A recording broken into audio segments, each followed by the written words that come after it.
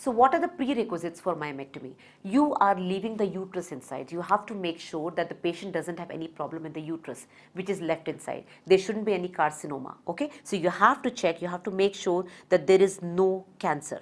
It can be any kind of cancer. Endometrial cancer, you do an endometrial sampling. If you think she has a suspicious cervix, do a pap smear. So you're basically leaving the uterus inside. Make sure it is absolutely healthy uterus. Secondly, if you're doing myomectomy for infertility, you have to check husband semen analysis as well. You have to do a husband semen analysis. Because if you're treating only the female and the male is also having some problem, then side by side both can be treated. Okay? Then consent for hysterectomy, very important.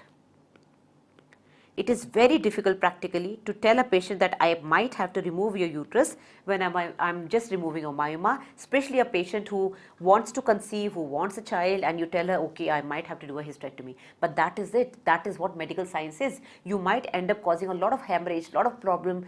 The uterus might be very damaged, although it is very rare that you cannot repair the uterus or you have ended up damaging the uterine artery or some major complication has happened which needs a uterine removal. Or sometimes you may get surprised when you open the uterus, there may be other pathologies, there may be an undiagnosed carcinoma which is very suspicious. So all these things are very, very rare, but yes, a consent has to be taken.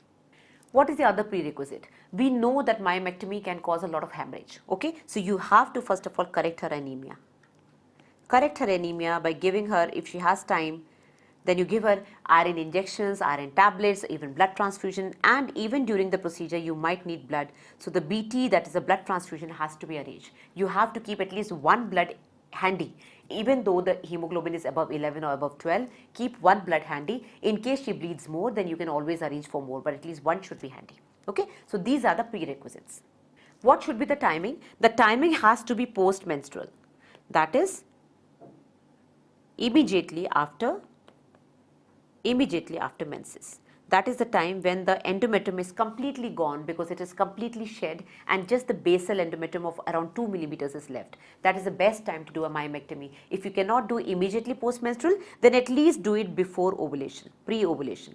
Because before ovulation, at least you know that you're not interfering with pregnancy. Moreover, the endometrial thickness will be slightly less as compared to during ovulation, at the time of ovulation or after ovulation. That is the time when the endometrial thickness is very, very thick and it is very, very vascular.